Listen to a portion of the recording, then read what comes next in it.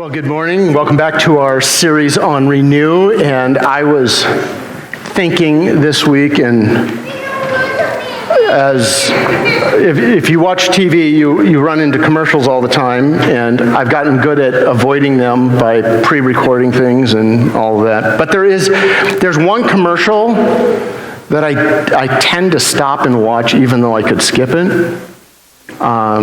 Because I was a communications major, and I have a respect for people who can make a commercial that tells a little story, makes it really humorous and fun, and gets its point across in just a matter of a few seconds. And the Progressive commercials are masterful. Have you seen the one about Dr. Rick, the life coach for people who have bought a home and are turning into their parents? Have you seen those? So good. Yeah. He's out there trying to teach these people how to silence their phones, how to leave the plumber alone so he can do his job, yeah, and how to open a PDF on your computer, how to sit down in your chair without grunting. That's a challenge, right? Yeah. And then the Progressive commentator comes on and he says, well, technically we can't keep you from becoming your parents, but we can help you with insurance. And yeah, that's the problem, is I stepped in front of the mirror one day and looked at it and went like, oh, my dad just showed up. It was just kind of shocking. And this one guy said, I opened my mouth one day and my dad fell out.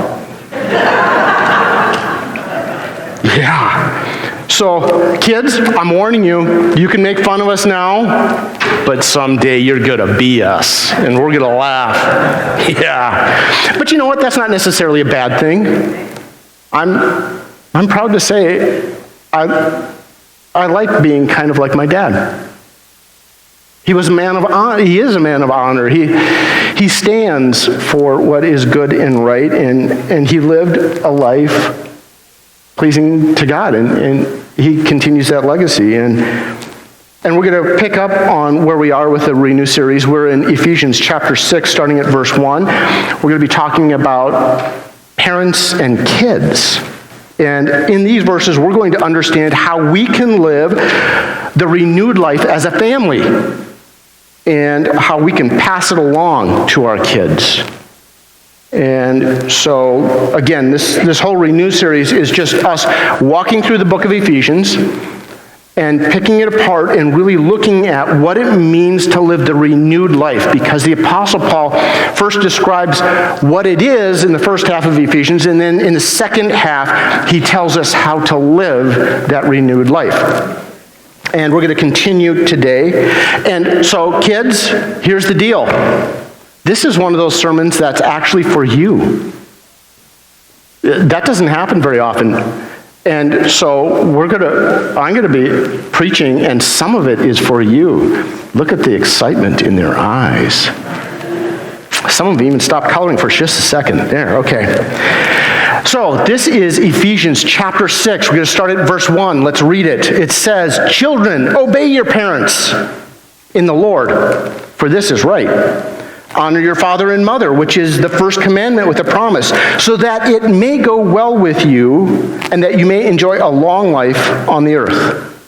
And fathers, do not exasperate your children. Instead, bring them up in the training and the instruction of the Lord."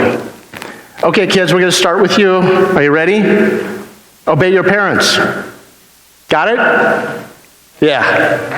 And the kids are all like, oh, great. I hear this all the time. I'm supposed to obey my parents, and now the preacher is saying it to me. But here's, kids, if you give me just a minute here, and if you really focus in, I want to tell you something. Your parents actually love you. And because they love you, the instructions that they give you are intended to guide you into what is good and right and will help you live a long life on the earth. That's what they're there to do. And you can resist that, you can run the opposite way, or you can align with that.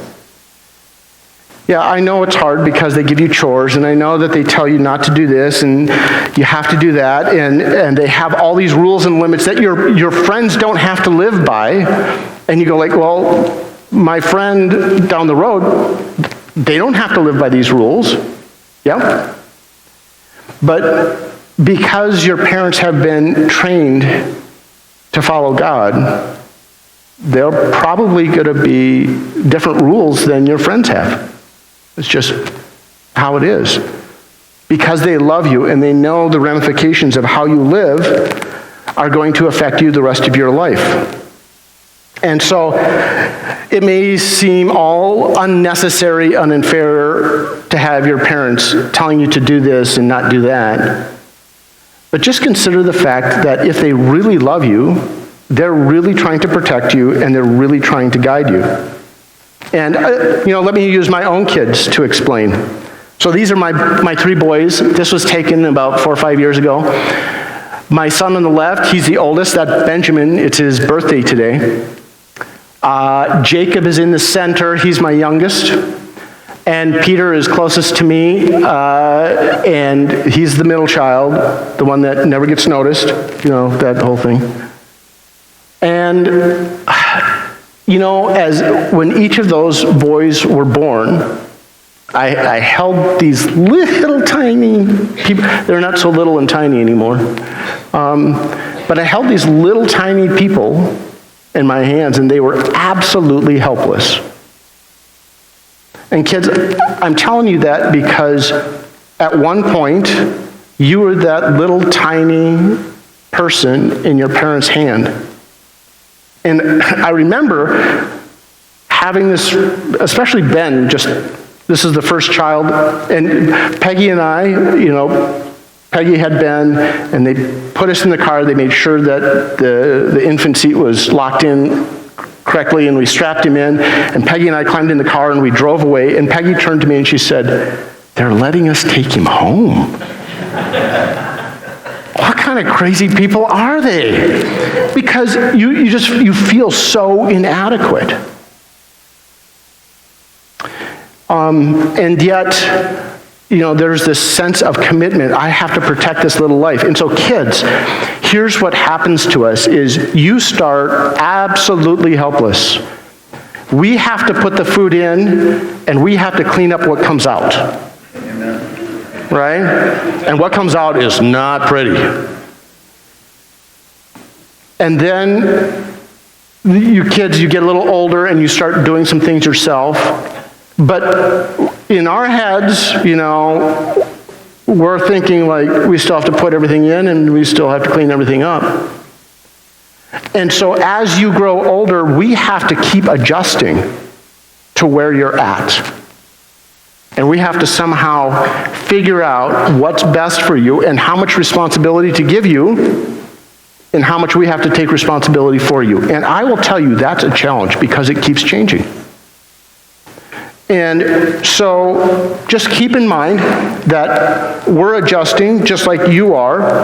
And the question that we have to wrestle with all the time as parents is how much independence do we give you? And one of the ways that you can show us that you're ready for a new level of independence is to obey at a new level.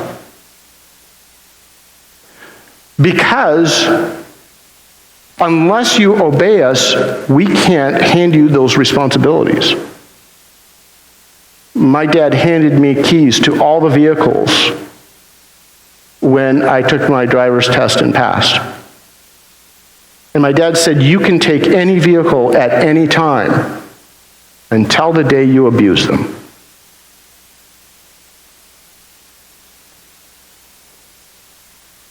With all these responsibilities, with all these privileges, come those responsibilities that match. And so we need to obey our parents because this is right. And then the Apostle Paul goes even further and he says, honor your father and your mother, which is the first commandment with a promise. So does anybody know where honor your father and mother comes from? Old Testament. 10 Commandments. Okay? And that's the only commandment that comes with a promise. And the promise is so that it may go well with you and you may live a long life on the earth. In other words, when you accept the training of your parents, it helps you live a good life and a long life. It's that process. And so if you don't obey and you decide to challenge and go your own direction, you're putting yourself at risk and making it difficult for your parents to guide you into what's good and right. And so the question as kids that I want you to ask yourself, do I honor my parents? And when I'm talking about honor is a sense that where you actually say to yourself, I believe and trust in my parents that they want to do what's right for me. And you lift them up as an authority, as someone who is going to take responsibility for you. And you can fight that, you can try to go your own direction, but it doesn't really help you. Okay, so that's the part for the kids. Okay, did you get all that? Okay, so you can go back to coloring or staring at the ceiling or whatever it is that you do. Now we're at verse 4. Fathers, do not exasperate your children. Instead, bring them up in the training and the instruction of the Lord. Now, last week, we covered Ephesians chapter 5, 21 through 33, which is the discussion of how husbands and wives can relate to each other. Wives, submit to your husbands. Husbands, love your wives. And there's this balance that the Apostle Paul has in his head where that combination, that working together can be a beautiful picture of renewal for our marriage relationships. And these verses, chapter 6, 1 through 4, is this really interesting balance.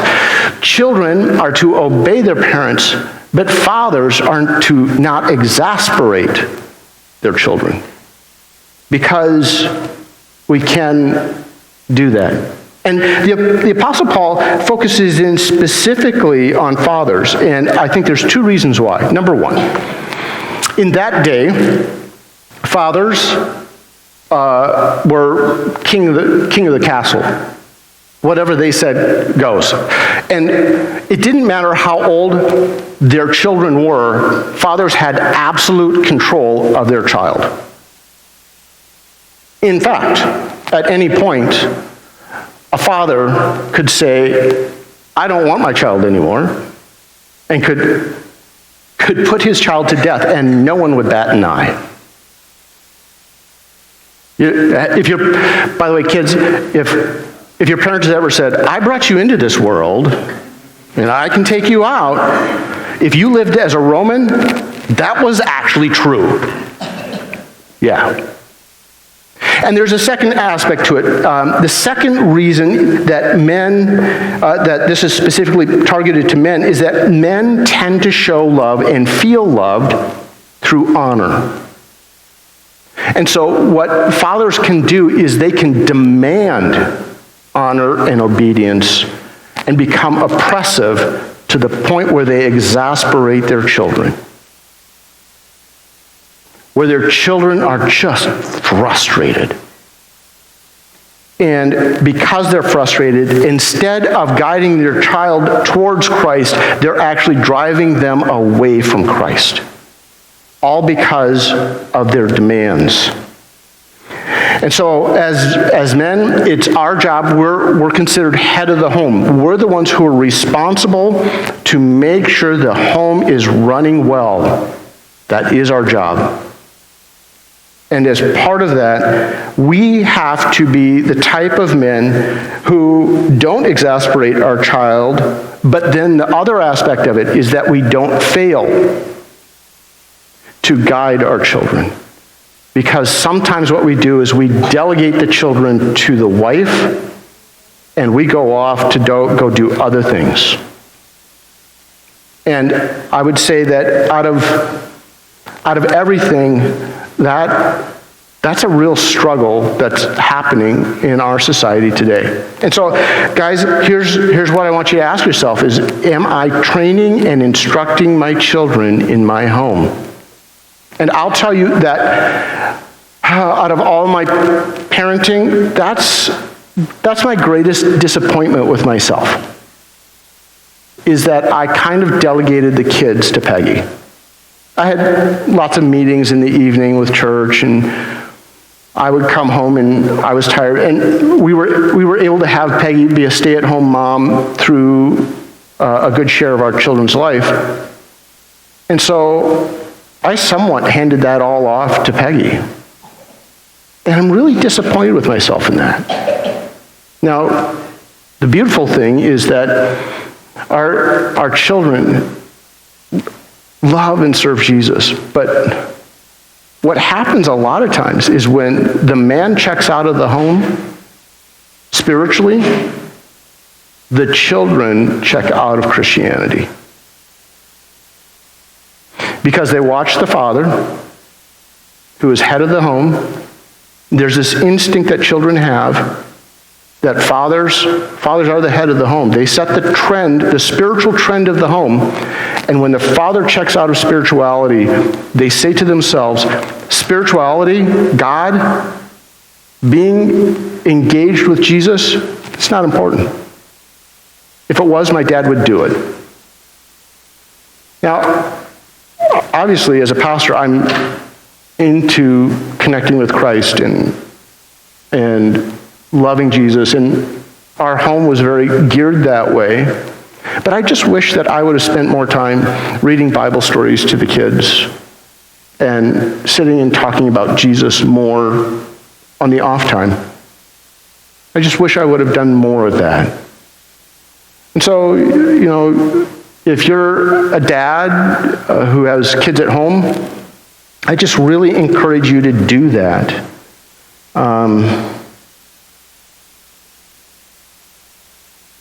I was thinking about the number of pastors' kids who abandoned Christianity. And that was something Peggy and I talk a lot about, is that the one thing that we did not want to do is for us, to gain the whole world and lose our children.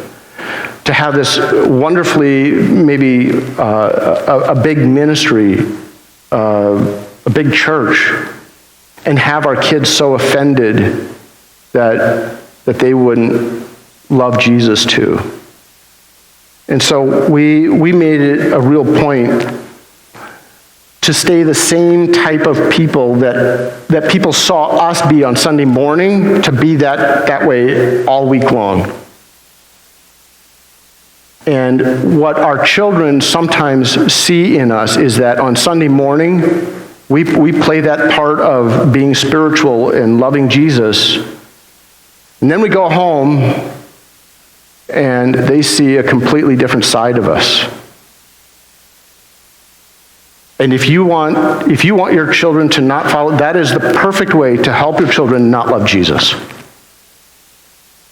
If we aren't the same types of people on Sunday morning and at Monday night, they see it, they know it, and they will run the other way. And what also happens is that we become so fixated on having the right things and enough and being financially secure that we just begin to ignore the spiritual. And so what we do is we work hard on our careers, and we build a nice home, and we fill it with nice things, and we give our kids cell phones and toys, and we chase after our children as they do all kinds of sports and events, and we dress them up in pretty clothes, and we do all kinds of things until we're exhausted, and then we have no time for Jesus.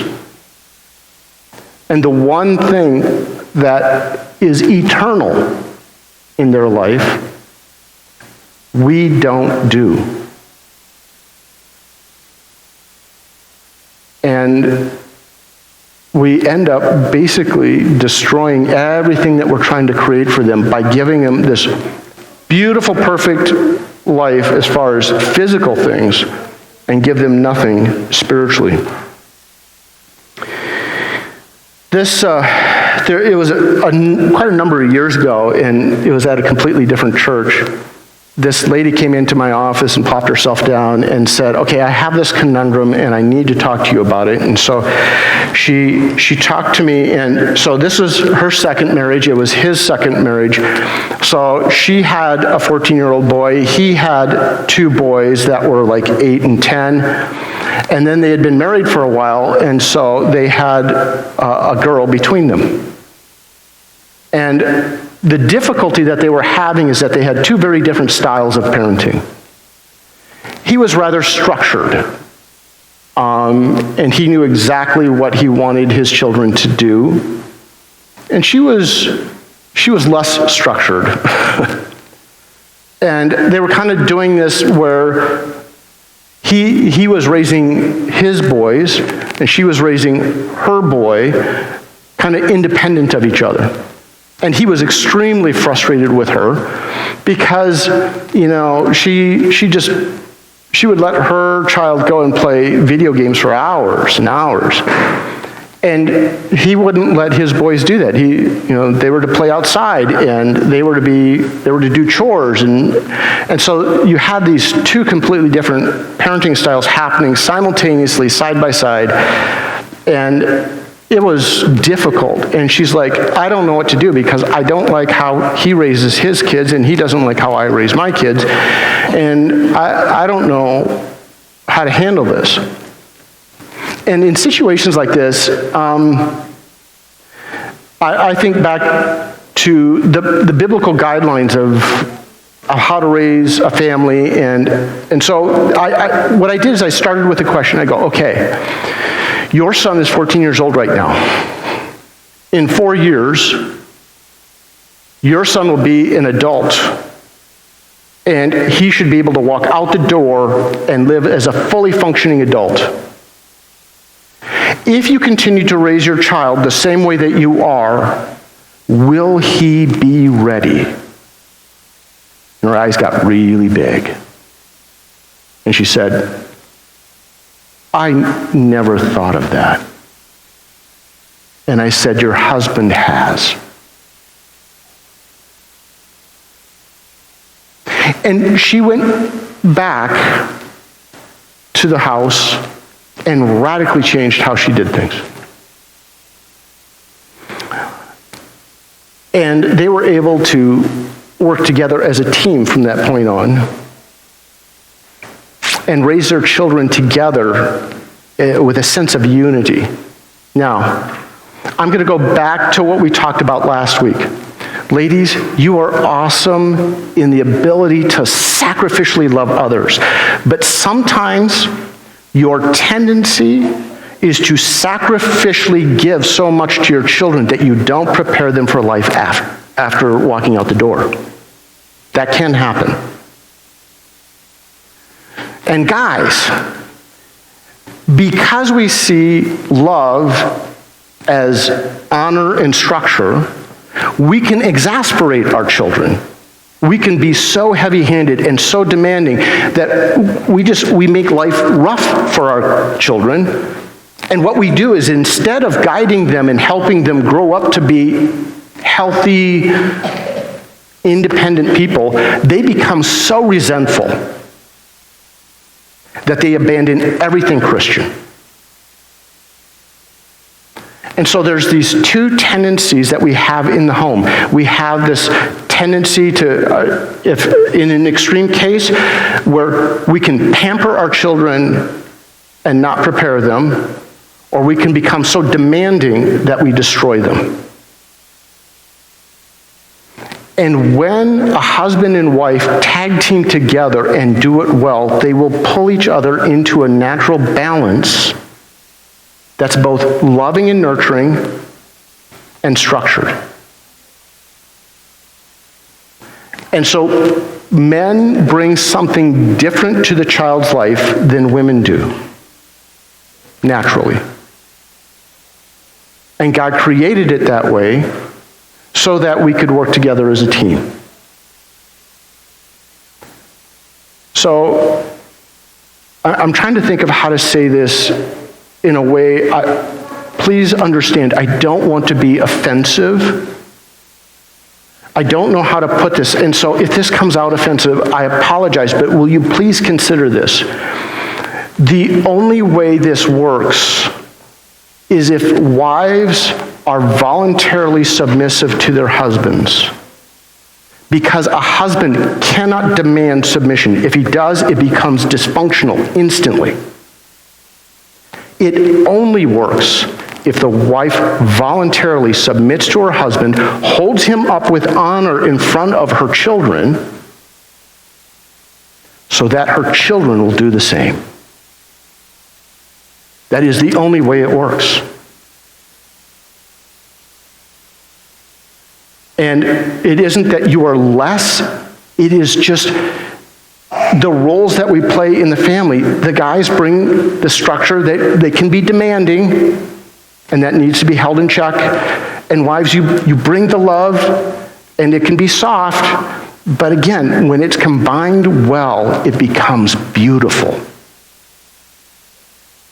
And I just want to encourage you as parents, whether your kids are in the home or out of the home, to have this sense of balance in your relationships, because it is so renewing. It is so beautiful when it happens well. And so, I'm just going to set this in front of everyone to consider your family. What God wants for us is this beautiful balance where husbands and wives are working together as a team.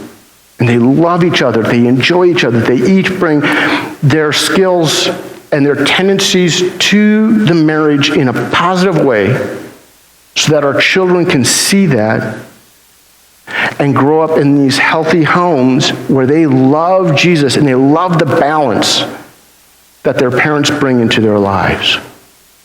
And so I'm going to give you just a minute to bow and pray and talk to God about this. Again, my prayer is that this isn't offensive, that you see the beauty of this, and that we can all come and thank Jesus for the way he's given us each other to bring balance into our lives and work together as a team to raise great families. So use this time to pray for your families. Use this time to pray for yourself as parents, and just submit to Jesus in all of this.